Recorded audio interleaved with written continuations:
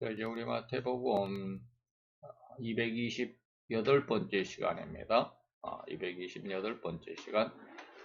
예수님께서 이제 성도들, 또 유대인들에게 잘못된 신앙의 모습, 다시 말하면 착각을 지적하시는 모습 속에서 우리 착각이라는 부분 속에 5가지 중에 3번째 시간입니다.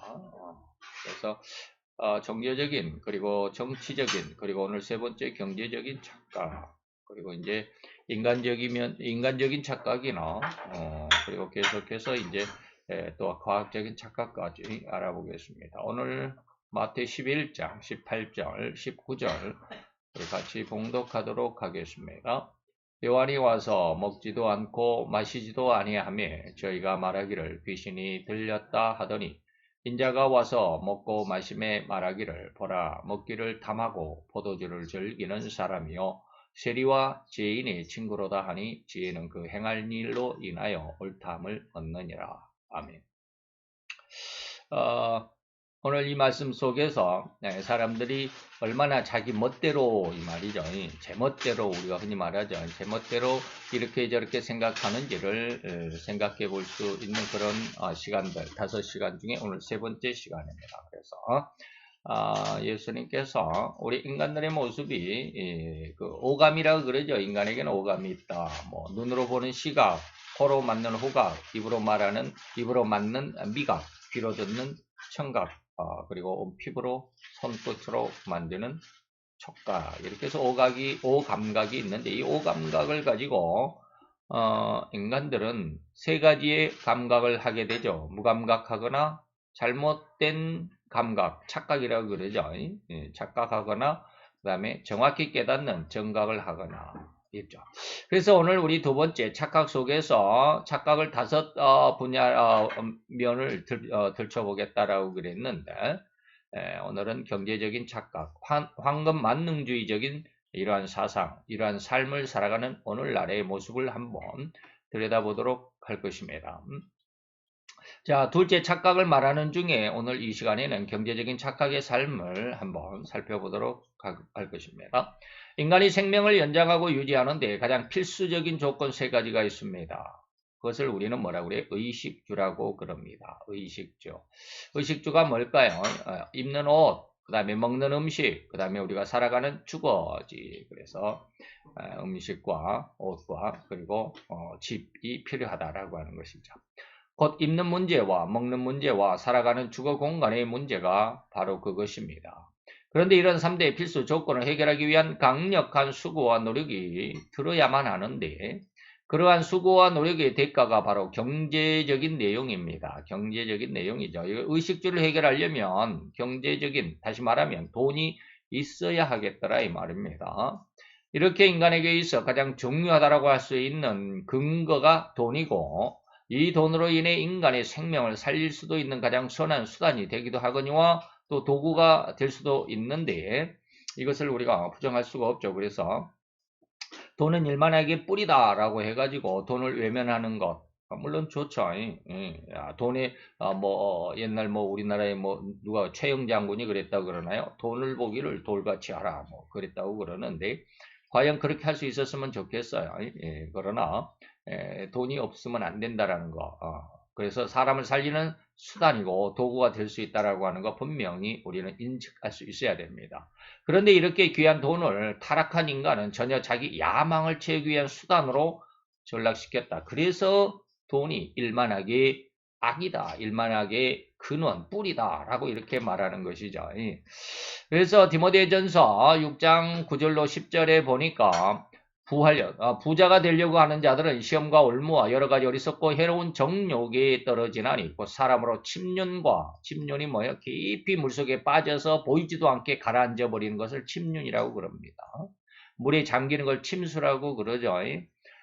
그래서 침륜이다. 아름 밑으로 그냥 깊이 물속에 가라앉아서 안 보이게 되는 그래서 침륜과 멸망에 빠지는 것이 되는 것이죠. 뭐 하려면 부자가 되려고 하는 자들의 욕심은 이 말입니다. 그래서 돈을 사랑하는 그런 마음이 일만하게 뿌리가 되나니 이것을 사모하는 자들이 돈을 사랑하는 자들이 말이죠. 미혹을 받아서 믿음에서 떠나 많은 근심으로서 자기를 찔렀도다라고 사도 바울은 디모데 교회에게 말합니다. 자, 그래서 제 아무리 높은 권력과 권세를 지녔을지라도 결코 돈에 대한 욕심을 버릴 수가 없었던 것입니다. 오늘날 우리나라를 아주 떠들썩하게 하고 있는 대장동 게이트죠. 대장동 사건. 뭐 몇천억, 뭐 당군일이 최대 치적이다라고 해갖고 5천억을 성남 시민들에게 돌려줬다라고 했던 당시 성남시장이었던 이땡명 씨가 그렇게 아주 주장하고 아주 자기는 절대로 돈 한 푼, 뭐 1원 한 푼, 뭐 사탕 한 개 받은 것 없다라고 이렇게 말하지만 점차 그 흑막이 드러나고 있죠. 뭐 400 몇십억이 지금 서서히 드러나고 있는데 자기는 절대 아니다라고 끝까지 부인하는 아주 죽을 때까지 자기 목에 칼이 들어가서 목을 다 잘라내기까지 아직 아니다라고 그렇게 할 사람이에요. 이건 회개가 없는 좀 곤란한 심성입니다. 어쨌든지 뭐요? 결코 돈이다 이 말입니다. 그래서 이번에 대통령 선거에서 졌잖아요. 그래서 그 대통령이 되기 위해서 북한의 김정은이에게 나를 좀 초청해달라, 방북을 해달라라고 하는 그런 초청장을 보내달라고 옆 사람을 시켜가지고 뭐 800만 달러면 얼마입니까? 약 한 80억입니다. 우리나라 돈으로 한 90억 정도 될 겁니다. 100억 가까운 돈이에요. 그 돈을 옆 사람이 대신 내주고 그래서 김정은이의 이름으로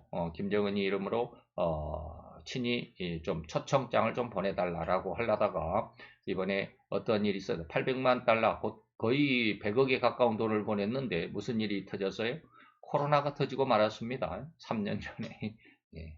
참 하나님이 기가 막히게 이 모든 것을 하시는 것 같아요. 가지고 예수 믿는 사람들이 많이 기도를 하기도 했거니와 기가 막히게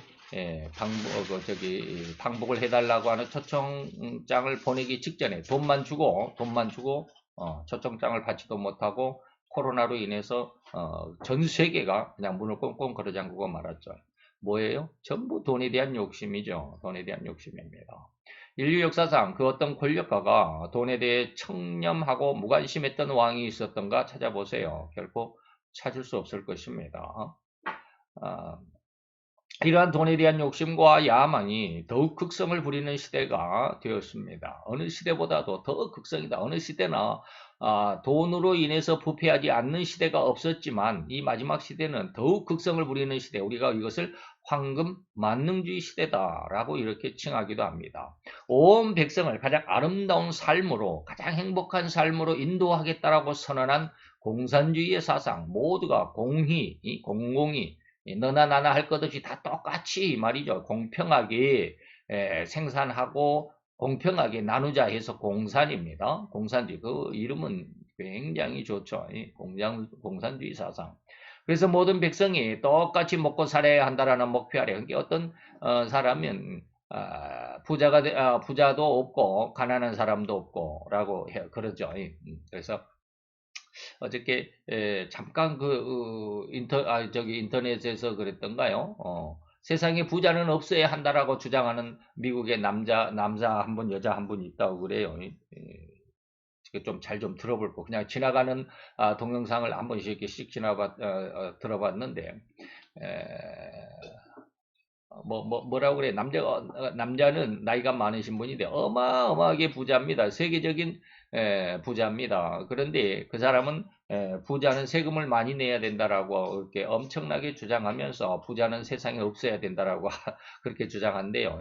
그런데 자기는 세상에서 몇 번째 안 가는 대부자입니다. 여자도 역시 마찬가지 어마어마하게 부자래요.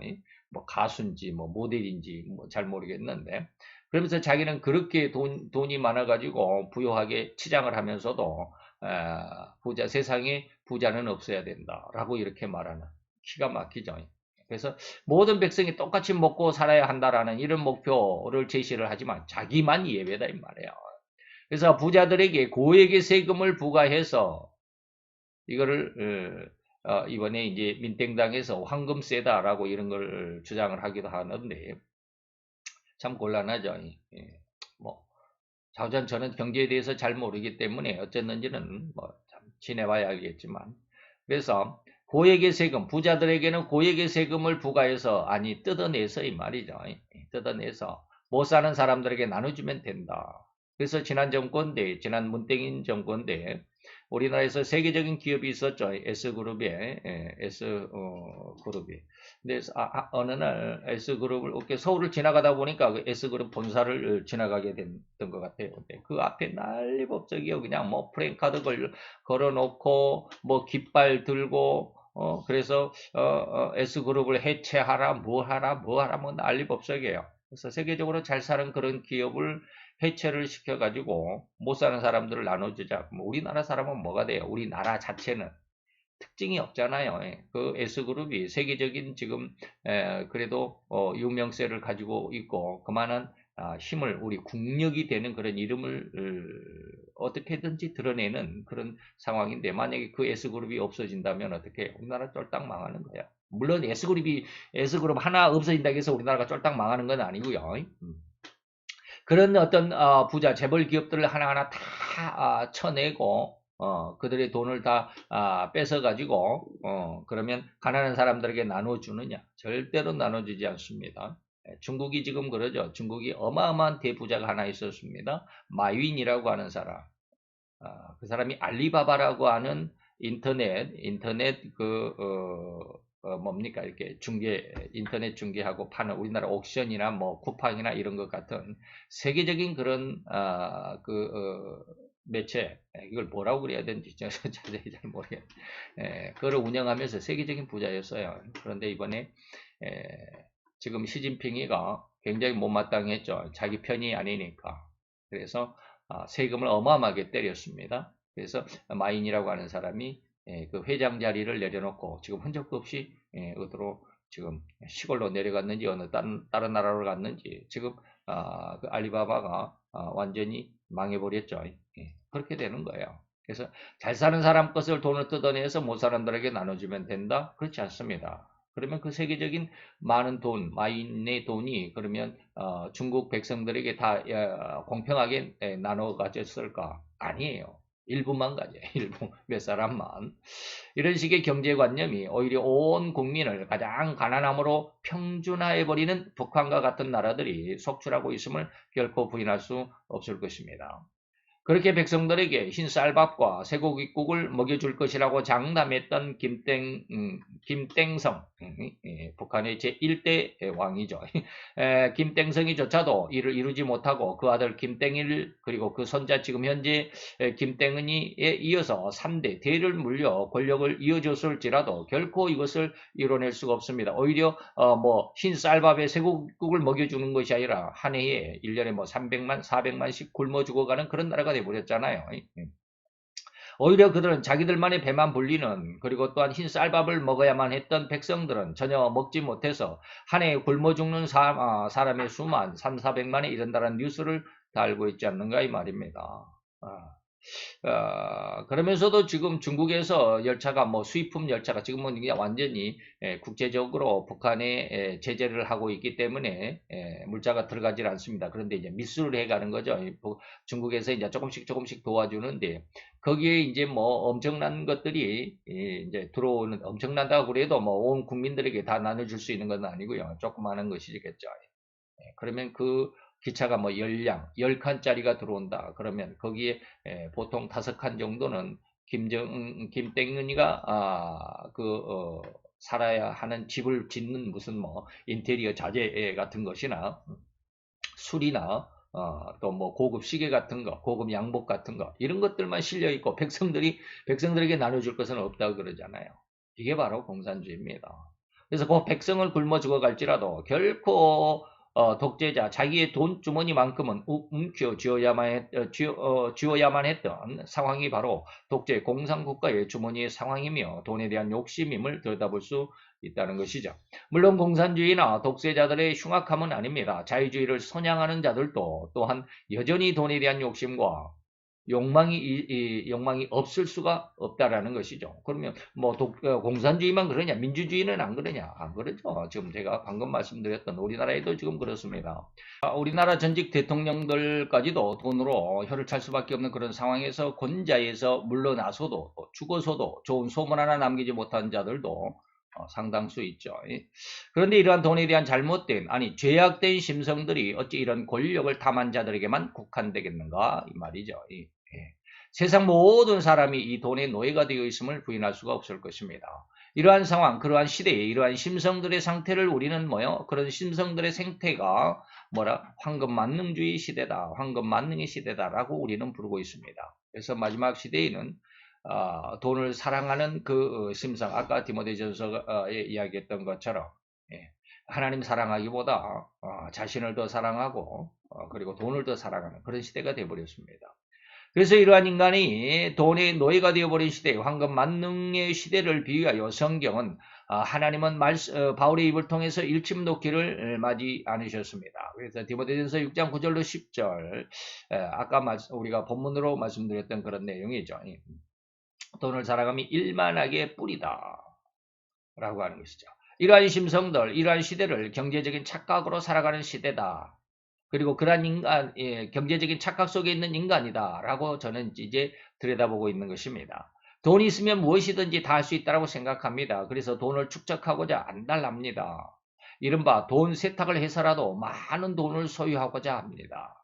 그래서 북한에 아까 말씀드렸던 800만 달러를 북한에다가 송금했을 때 그냥 줬겠느냐 이 말이죠. 다 현금으로 줄 수가 없죠. 그래서 현금화 하려면 어디 다른 나라에 가가지고 돈을 이렇게 바꾸고 어떻게 또 하고 막 이런 것을 뭐라 그래요? 돈 세탁이라고 그래요. 돈을 직접 물에다 빠는 건 아니고 그런 걸 돈 세탁이라고 그래요. 이렇게 돈에 대한 유혹의 마음이 결국에는 자신을 찌르는 가장 날카롭고 가장 흉측한 무기가 될 것임을 모르는 것일까요? 지금 이태경 씨가 지금 그런 어떤 난처한 상황으로 점점 궁지로 몰려가는 것이 뭡니까? 돈에 대한 압박입니다. 돈에 대한 압박이에요. 아마도 다들 그렇다고 할지라도 자신에게만큼은 절대로 그러한 일이 일어나지 않을 것이라고 자신하고 있는지도 모르겠습니다. 지금은 그렇게 검은 돈을 숨겼을지라도 머지않는 시간에 그 검은 돈의 실체는 반드시 드러나게 될 것입니다. 그리고 그렇게 그러한 검은 돈으로 온갖 추악하고 추잡한 짓들을 일삼았던 그의 일거수일투족이 천일하에 드러날 것이며 결코 다시 돌아올 수 없는 엄몰됨의 끝을 경험하고야 말 것이다 이 말입니다. 엄몰된다라는 말 아시죠? 비가 너무 많이 와서 홍수가 나고 그래서 그냥 강둑이 무너져 내리고 그리고 강 주변에 있었던 집들이 뚝이 막 무너지고 흙이 휩쓸려 가니까 그냥 집들도 아주 힘없이 휩쓸리는 물에 그냥 둥둥 떠가는 이런 것을 뭐라 그래요? 엄몰된다라고 이렇게 말하거든요. 엄몰된다. 그래서 다니엘서 9장 26절에 물론 이 적그리스도에 대한 예언이기도 합니다. 62일 후에 그래서 나중에 우리가 이미 우리가 다니엘서를 다 배웠지만 기름 부은 자가 끊어진다. 이건 예수님의 십자가의 죽음입니다. 기름 부은 자 예수님이죠. 기름 부음을 받은 자가 끊어져 없어질 것이다. 십자가의 죽음 이후로 그리고 나서 그 이후에 장차 한 왕의 백성, 이게 바로 적그리스도와 그의 백성들입니다. 이들이 와서 그 성읍과 성소를 회파한다. 거룩한 하나님의 백성들, 다시 말하면 성읍은 하나님의 그 성읍, 다시 말하면 교회, 그리고 성소, 성전, 그리고 그의 백성들, 이것은 누구야? 성도들이죠. 그래서 교회와 성도들을 어마어마하게 핍박하게 되는데 그렇게 핍박하면서 그들은 승리했다라고 하겠지만 승리했다라고 아주 축배를 들겠지만 그러나 그들의 종말은 홍수의 엄물됨 같을 것이다. 그러면서 이 세상은 또 끝까지 전쟁만 있을 거야. 세상은 온통 전쟁뿐입니다. 지금 세상이 평안한 세상 나라는 없어요. 미국이 아직 평안하잖아요. 그래서 미국 절대 평안하지 않습니다. 그렇습니다. 이러한 생각과 사상이 행동으로 실행되어 수없이 많은 사람의 가슴에 멍을 들게 되는 그러한 상황. 이러함을 절대로 우리는 경제적인 착각 속에 살아가는 인류다라고 말할 수 있습니다. 그러나 반면에 돈이라고 하는 물질은 절대로 인간의 생명을 살릴 수도 있다라고 하는 것입니다. 그래서 돈은 아주 귀한 것이다 라고 하는, 하나님께서 경제라고 하는 것을 몰랐을까요? 돈이라고 하는 것을 몰랐을까요? 알겠죠. 그 돈이 있기 때문에 사람의 생명을 살리는 것입니다. 그래서 여리고로 내려가다가 강도 만난 자를 살린 사람이 누구요? 사마리아 사람이죠. 그도 돈이 없었으면 아마 그를 치료하지 못했을 것입니다. 부비가 더 들면 내가 갔다가 일을 보고 돌아오는 길에 내가 모든 치료비를 내줄게. 이 치료비가 뭐예요? 돈이잖아요. 인간의 생명을 살릴 수 있는 너무도 귀한 도구가 되는 것만은 부인할 수 없는 명백한 것입니다. 그래서 마가복음 1장, 물론 마태에도 있고 누가복음에도 있습니다만은 예수님께서 예수님을 찾아와서 어떤 한 부자 청년이 내가 무엇을 해야 천국에 들어가겠습니까? 라고 하니까 네 가난한 재단, 네 있는 것, 다시 말하면 내 모든 재산을 다 팔아서 가난한 자들을 주라. 그럼 나는 알거지가 되게요? 그러죠. 예. 그런데 그렇게 하면 하늘에서 보화가 너에게 있으리라 라고 이렇게 말합니다. 근데 이 보화는 누구도 측량할 수가 없죠. 짐작할 수가 없습니다. 어떤 것이 주어질지는 말이죠. 예, 그렇습니다. 이는 돈의 사용처를 분명하게 의미해 주신 하나님의 의도라고 말할 수 있습니다. 돈은 뭐요? 가난한 자들을, 다시 말하면 사람의 생명을 살리는 일에 써야 된다 이 말입니다. 물론 자기 생명을 살리는 것도 있죠. 그냥 먹고 살아야 된다. 자기가 먹고 사는 것, 그리고 남을 살리는 것. 물론 자기 치장하고 이것저것 그냥 그렇게 외형을 치장하고 멋을 내고 이런 것을 의미하는 건 아니에요. 그래서 그 돈은 가난한 자들을 위한 쓰임이 되어야만 한다라는 것, 인간의 생명을 살리는 일이 가장 우선하에 쓰여야만 한다라는 것이 하나님의 의도입니다. 이것이 바로 인간 생명이 가장 최우선이라고 하는 하나님의 의도 속에 들어있는 의미입니다. 그래서 즉 생명을 살리는 일에 쓰이는 돈이야말로 하나님이 가장 기뻐하시는 일이라고 할 수 있습니다. 이러한 하나님의 의도를 명확하게 인식하지 못하여 올바른 용처를 찾지 못한 경우도 또한 하나님 앞에 징계와 징벌의 대상이 될 수밖에 없다는 사실을 깨달을 수도 있어야 합니다. 그래서 한 달란트 받은 자의 우리가 그 달란트의 비유다라고 이렇게 흔히들 말하죠. 세 종이 있었는데 하나는 5달란트를, 하나는 2달란트를, 그리고 마지막 한 사람은 한 달란트를 받았는데 이 한 달란트를 받은 종은 그 돈을 사용하지를 못했죠. 다시 말하면 가서 땅을 파고 그 주인의 돈을 감추어 두었더라. 그리고 이제 어느 날 주인이 돌아와가지고 돈을 회수를 했습니다. 그랬더니 5달란트 받은 종은 내가 그것으로 장사해갖고 5달란트를 더 남겼는데요. 2달란트 받은 종은 내가 그 2달란트로 장사해서 2달란트를 더 남겼는데 그랬더니 잘했다, 착하고 충성된 종이다 라고 이렇게 말을 했습니다. 그런데 1달란트 받은 자도 와서 가로되 주여 당신은 굳은 사람이라, 아주 무서운 사람이라, 심지 않는 데서 거두고 해치지 않는 데서 모으는 줄 내가 알았으므로 두려워해서 나가서 당신의 달란트를 땅에 내가 감추어 두었나이다. 내가 이것을 혹시 활용을 하다가 다 잃어버리면 어떨까? 그래서 잃어버리지 않기 위해서 주인의 것을 그대로 보존하기 위해서 땅에 감추어 두었다. 그런데 그는 참 이 종의 어떤 그 마음은 굉장하죠. 주인의 것을 훼손하지 않기 위해서 보존하기 위해서라는 그런 뜻을 보면 굉장히 훌륭하다라고 할 수 있는데 하나님은 그걸 보는 것이 아니었습니다. 그걸 보는 것이 아니었습니다. 그걸 보는 것이 아니고 뭐요? 남겨라 이 말입니다. 일을 해라. 사용할 수 있는 용처를 올바로 써라 이 말입니다. 다시 말하면 우리가 우리의 생명을 하나님께서 내게 주셨다면 그 생명 무엇을 위해서 살 것인가? 이것도 바로 달란트와 같습니다. 나 혼자만 조용히 남에게 피해 주지 않고 남의 것도 내가 바라지도 않고 네 것은 네 거고 내 것은 내 것이다라고 나 혼자만 살면 1달란트 종의 모습과 똑같습니다. 내가 비록 장사를 하다가 5달란트를 받았는데 그걸로 장사를 하다가 땡전 한 푼 없이 다 말아먹었어도 하나님은 기뻐하실 거다 이 말이에요. 내가 능력이 부족해서 5달란트를 벌지 못하고 있는 자본금까지 다 날렸다. 그래도 나는 열심히 일했으니까 일한 그것을 본다 이 말입니다. 그런데 이 사람은 일을 하지 않았죠. 네가 마땅히 내 돈을 은행에 취리하는 자들, 이자를 얻는 사람들, 은행에 넣어두었더라면 내가 돌아와서 내 본전과 이자까지 받았을 것인데 이 말이에요. 그러면서 땅을 감추어 두었던 이 1달란트 받은 종을 뭐라고 그래요? 이 무익한 종이다 라고 이렇게 말하면서 지옥에 내던져라 라고 이렇게 말합니다. 돈을 다시 말하면 경제적인 내용을 잘못 오용하면 그 결말이 홍수의 엄물들 같은 엄청난 징계와 징벌이겠지만 또한 그 경제적인 사용을 오용한 나머지, 오해도 마찬가지지만, 오용한 나머지, 잘못 사용함에도 역시 같은 결말에 이를 것임을 명백히 선언하신 것입니다. 그래서 진정한 하나님의 의도, 곧 하나님의 진의는 이웃을 내 몸과 같이 사랑할 수 있는 심성, 그리고 그런 행동, 그런 삶이어야 한다라는 것이죠. 그래서 마가복음 10장 31절에 보니까 첫째는 하나님을 사랑하는 것이고 둘째는 내 이웃을 내 몸과 같이 사랑하라 하신 것이 하나님의 율법이고 큰 대계명이다라고 이렇게 말하죠. 야고보서 2장 15절에서 17절까지는 형제가 또 헐벗고 율령한 양식이 없는데 너희 중에 누구든지 가서 평안히 하라 더욱게 하라 주지도 않고 좀 잘 좀 먹지 뭐 그래 요즘에 어린아이들은 그런다고 그러죠. 하도 못 먹고 좀 옛날에 우리가 뭐 보릿고기가 어떻고 할아버지가 막 그런 이야기를 하면 할아버지 그 먹을 것이 없으면 라면이라도 좀 끓여 드시지 그랬어요. 이렇게 하는 거 어린애들 아직 모르니까 그랬지만 하여튼 비유가 그렇습니다. 좀 편안히 하시지. 예. 추우니까 좀 몸 좀 따뜻하게 해. 뭘로 따뜻하게 할 거야? 옷도 없는데. 예, 바로 이런 겁니다.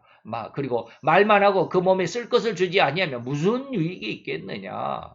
이와 같이 행함이 없는 믿음은 그 자체가 죽은 것이다. 라고 말합니다. 이렇듯 인간이 세상을 그리고 육신의 생명을 이어가며 살아가는 중에 경제적인 측면이 너무나도 중요할 뿐인데 그런데도 이 경제적인 측면에 있어서 성도의 진정한 삶, 곧 경제에 대한 언행, 그의 삶의 모습의 중요성을 우리는 분명하게 알아야겠다는 것이죠.